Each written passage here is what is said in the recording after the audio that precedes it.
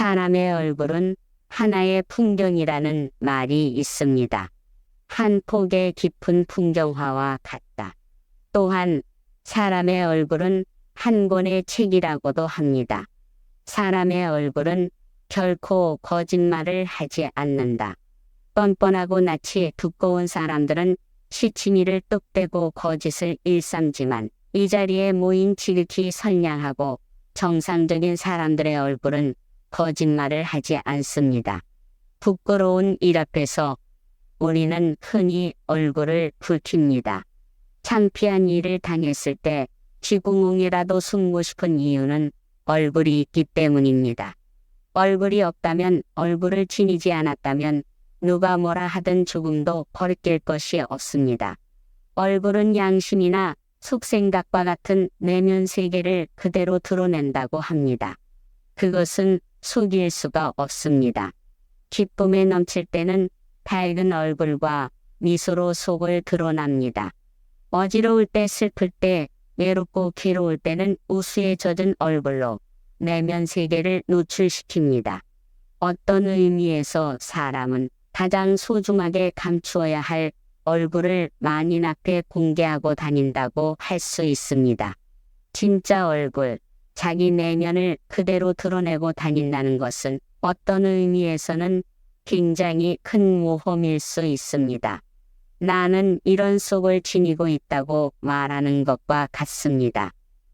나는 이런 생각을 하고 있습니다라는 것을 그대로 어깨 위에 올려놓고 다니는 것과 같습니다. 얼굴은 어의 꼴입니다. 내면 세계의 형태가 얼굴입니다. 내면과 정신세계, 그 사람의 속이 얼굴이라는 모양으로 표현됩니다. 사람은 누구나 자기 나름의 특성을 지니고 있습니다. 저마다 나름의 특성과 개성을 지니고 있기에 자기만의 특색을 지닌 모습으로 살아가는 것입니다. 사람이 세상에 하나밖에 없는 얼굴을 지니고 있다는 것은 우리가 자기의 특색을 실현하고 일깨우며 자기만의 특성을 내보이라고 이 지구상에 불려나온 존재라는 사실을 의미합니다. 그렇기 때문에 각자는 자기 분수와 자기 틀, 그리고 자기 자리에 맞게끔 행동해야 합니다.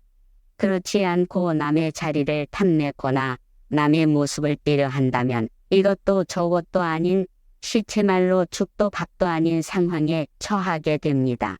자기 얼굴을 지니려면 자기답게 살 수 있어야 됩니다. 자기답게 살아야 자기 얼굴이 만들어집니다. 엄마한테서 물려받은 이 세상에 처음 나올 때의 얼굴은 아직 반죽이 덜 굳은 상태입니다. 세상을 살아가면서 스스로 자기 얼굴을 형성해 가야 합니다. 자기답게 살아야 자기 얼굴을 갖출 수 있지, 자기답게 살지 못하고 남을 닮으려 한다면 자기 얼굴을 지닐 수가 없습니다. 사람의 얼굴을 가리켜 삶의 이력서라고 하는 데에는 그런 의미가 있습니다. 한때 유행했던 유행가 중에 사랑을 하면 예뻐진다는 노래가 있었습니다. 곰곰이 듣고 보니 그 말에 진리가 담겨 있습니다. 사랑을 한다는 것은 자기가 지니고 있는 가장 지극하고 가장 착하고 가장 아름답고 가장 복스러운 내면을 내뿜는 현상이기 때문에 그러한 정신이 꼴이 나타난 얼굴은 아름답지 않을 수가 없는 거죠. 당연한 겁니다. 사람의 얼굴은 자비와 사랑으로 채워지지 않으면 취해지기 마련입니다. 그것은 누구나 마찬가지입니다. 맑은 영혼이 빠져나간 얼굴, 그것은 껍데기입니다. 맑은 영혼이 깃들지 않은 미모는 마치 유리로 만든 눈과 같습니다. 유리로 어떻게 상어를 판별합니까? 우리 여성들도 옛날하고는 달라서 화장을 그렇게 짙게 하지 않을 수 없겠지만 우리의 분수를 생각해 봐야 합니다. 어떻게 하는 것이 나다운 얼굴을 가꾸는 일인가, 이런 것도 한 번씩 생각해 보아야 합니다. 화장이 짙어지는 데에는 이유가 있습니다. 도시의 강렬한 빛깔과 어지러운 네온 사인, 혼잡과 소음에 사람들이 묻히면서 거기에 반항하려는 심리가 발동하기 때문입니다. 혼돈 속에서 또 도시의 화려함 속에서 자신을 강조하고 싶고 과시하고 싶은 마음이 강해지는 겁니다. 하지만 화장을 과하게 하다 보면 중독되지 않습니까? 자꾸 더 진하게 해야 합니다. 과장하고 남용하면 본래의 아름다움이 소멸됩니다. 아름다운 것은 좋습니다. 화장도 해야 합니다. 다만 조화를 갖춰야지 지나치면 알맹이는 없어진 껍데기만 돌아다니는 것과 같습니다. 진짜 아름다워지려면, 진짜 선한 얼굴을 지니려면, 자기 얼굴을 지니려면 영혼을 맑고 아름답게 가꿀 수 있어야 합니다. 얼굴이란 얼의 꼴입니다. 얼을 아름답게 가꾸면 내가 원했건 원하지 않았건 저절로 아름다움이 드러나게 마련입니다. 예술가들이, 특히 조각가들이 하는 얘기가 있습니다. 그들은 돌덩어리나 소재의 아름다움을 조각하는 것이 아니라고 합니다. 재료가 지니고 있는, 돈이 지니고 있는 아름다움을 하나하나 조각하는 겁니다. 이것은 생각이 전혀 다른 겁니다. 아름다움을 칠하고 바르고 갖다 붙이는 것이 아니라 그 돌덩어리가 지니고 있는 아름다움을 해내는 겁니다. 울고 싶을 때 울 수 있고 웃고 싶을 때 웃을 수 있어야 됩니다. 눈물과 웃음은 얼굴에 환기작용을 합니다. 늘 찌푸리고 있거나 무표정하게 있다면 곁에 있는 사람까지 징그럽게 만듭니다. 물론 세상을 살아가면서 좋은 일만 있는 건 아닙니다. 언짢은 일도 있고 참기 어려운 일도 있기 마련입니다. 그게 사람입니다. 그것을 그때그때 민감한 신호처럼 얼굴에 나타낼 때 얼굴이 굳어져 버리는 겁니다. 역사상 독재자들의 얼굴은 하나같이 웃음이 없습니다. 잔뜩 찌푸리고 있습니다. 언제 어디서 누가 자기를 해칠지 몰라서 늘 불안하기 때문입니다. 영혼을 아름답게 가꾸려면 첫째, 맑은 생활 습관을 익혀야 됩니다. 그때그때 정리정돈을 잘해야 합니다. 생활 습관도 습관이지만 정신 상태가 그대로 드러나는 겁니다. 저는 그렇습니다. 이틀이건 사흘이건 집을 정리하고 나올 때 휴지통을 모두 비웁니다. 거기에 거창한 비밀이 있어서가 아닙니다. 왜냐하면 내가 집을 떠났다가 다시 돌아가지 못했을 때 그 나머지 물건들로 인해 추한 꼴을 보이기 싫어서 그때그때 정리를 해버립니다. 그것이 괴팍한 생활 습관이 되어 어디 가더라도 그게 안 됐으면 다시 돌아가서 정리정돈을 하고 나옵니다. 비본질적인 것, 불필요한 것은 다 버리세요. 털어버리세요. 그래야 홀가분해집니다. 나뭇잎이 다 떨어져야 가지에 새 잎을 키울 수 있습니다. 만약 나무가 묵은 잎을 그대로 지니고 있다면 새 잎이 나오지 않습니다. 사람도 마찬가지입니다. 가졌던 어떤 생각, 불필요한 소유들, 계절의 변화 앞에서 정리할 수 있어야 됩니다. 그렇게 하면 새로워질 수 있습니다. 맑은 바람이 돕니다. 그렇지 않으면 고정적인 틀에서 벗어날 기약이 없습니다. 그런 것이 생활 습관이 되어야 합니다. 순간순간 새롭게 태어날 수 있어야 합니다. 똑같이 뒤풀이하고 틀에 박혀서 벗어날 줄 모르면 사람이라고 할 수 없습니다. 낡은 것으로부터, 묵은 것으로부터, 비본질적인 것으로부터 불을 털고 일어설 수 있어야 됩니다. 그래야 자기가 지니고 있는 새로운 가능성을 개발할 수 있습니다. 새롭게 태어나려는 노력이 없을 때 늙음과 질병과 죽음이 옵니다. 흔히 그런 이야기를 합니다. 가난하게 그냥저냥 살 때는 몸에 병이 나지 않다가 살만해지니까 집에 재난이 생기고 쑤시고 결리고 아프고 합니다. 편해진다는 건 노력을 하지 않는다는 겁니다. 창조적인 노력이 없을 때 늙음과 질병과 죽음이 찾아오는 겁니다. 그러다 끝날 수 있습니다. 영혼을 아름답게 가꾸려면 둘째, 마음의 안정을 갖도록 노력해야 합니다. 안정된 마음이야말로 본래의 자기입니다. 자기 본 마음입니다. 집안에 무슨 걱정거리가 있어서 이럴까 저럴까 망설일 때 관상이나 사주를 보는 이들한테 가지 않습니까? 우리 집안에 무슨 일이 있는데 어떻게 할지 고등학교 3학년짜리가 있는데 이번에는 붙겠느냐 떨어지겠느냐 물어봅니다. 그 답은 마음에 있습니다. 그 답은 스스로 자기한테서 찾아야 됩니다. 조용히 참선을 하거나 명상을 하면 대개 마음의 바닷속에 생각나기도 합니다.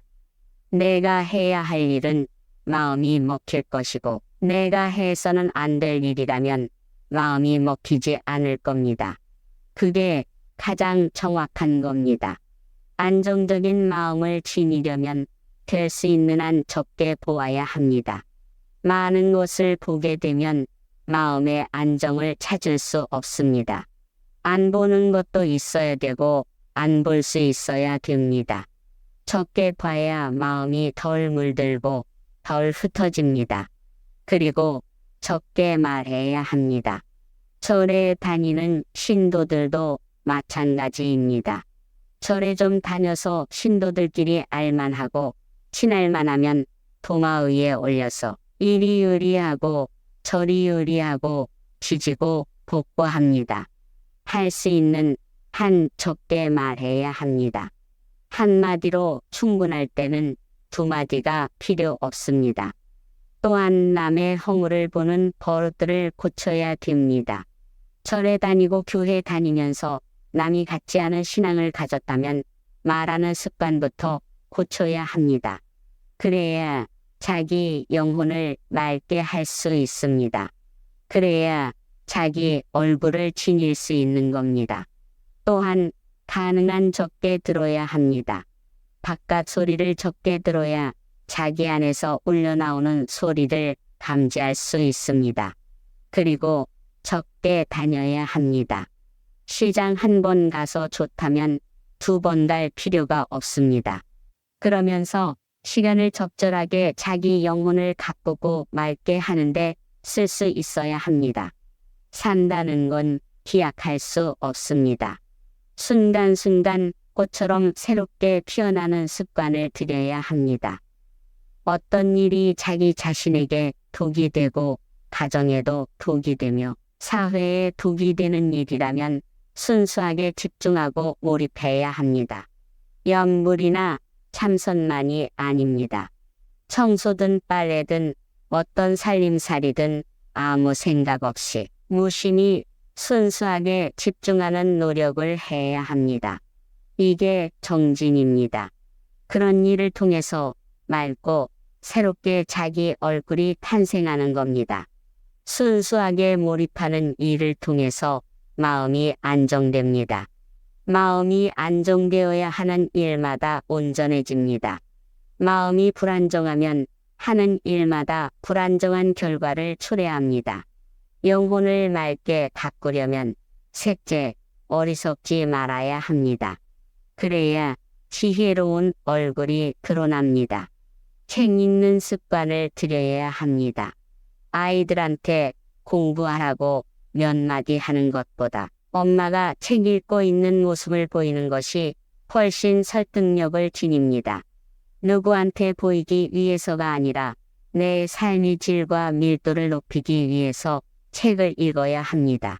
두고두고 읽어도 좋을, 온 가족이 읽어도 좋을, 내가 늙어서 읽어도 좋을, 그런 책을 가려서 읽으십시오. 그래서 삶의 의미를 거듭거듭 새롭게 캐낼 수 있습니다. 많이 알 필요 없습니다. 몰라도 됩니다. 바르게 살 수 있으면 된다. 자기답게 살 수 있으면 되는 겁니다. 지금까지 우리가 보고 듣고 외운 것만 가지고도 이번 삶에 써먹고도 남습니다. 문제는 행동이다. 그렇게 살지 못하면서 지식만 많다는 것은 부끄러운 일입니다. 안타깝게도 아는 것이 많은 사람은 행이 따르지 않습니다. 아는 것에 걸려서 그렇습니다. 분별이 많아서 그렇다. 너무 많이 알려고 하면 안 됩니다. 덜 알더라도 많이 행해야 합니다. 사랑의 덕은 지혜에서 나오지 지식에서 나오지 않습니다. 사람을 편하게 해주고 포근하게 감싸주는 것은 지혜이지 결코 지식이 아닙니다. 지식은 사람을 성급하게 하고 참을성 없게 만듭니다. 요즘 아이들이 성급한 건 학교에서 지식과 정보만 익히기 때문입니다. 아이들뿐만이 아니라 성인들도 마찬가지고 정치하는 사람들, 사업하는 사람들도 마찬가지입니다. 지혜는 참고 견딜 줄 알게 합니다. 지혜로운 사람은 밖으로 쳐다보려고만 하지 않고 안을 들여다볼 여유를 가지고 있습니다. 지혜로운 사람은 무언가를 가득 채우려고 하지 않고 텅텅 비우려는 노력을 기울입니다. 청정하고 낡은 생활 규범 혹은 생활 습관을 깨라고 하고 마음의 안정을 이루기 위해서 일에 순수하게 집중하고 몰입하는 것을 정의라고 하며 지혜롭게 사는 것을 해라고 합니다. 이 세 가지가 부처님이 말씀하신 사막입니다. 이 바탕 위에서 우리 안에 지니고 있는 빛나는 요소가 저절로 드러나는 겁니다. 자기다운 삶, 자기다운 생활 규범을 지니고 마음의 안정을 이루어 즐겁게 산다면 스스로 자기의 얼굴, 얼의 꼴을 이루게 마련입니다.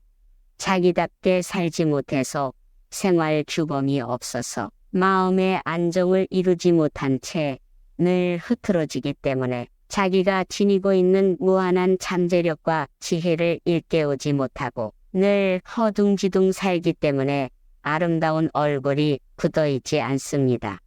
항상 미소를 머금고 온화함을 지니고 있어야 합니다. 닫혀있는 얼굴이 아니라 활짝 열린 얼굴입니다. 아름다운 얼굴이란 탐욕에 들뜬 얼굴이 아니라 너그럽고 덕스러운 얼굴입니다. 지혜로 빛나는 얼굴입니다. 이와 같이 자기 얼굴을 만드는 일이야말로 인생에서 가장 보람 있는 일이 아닐 수 없습니다. 자신만의 아름답고 빛나는 얼굴을 만들어 보시길 기원합니다.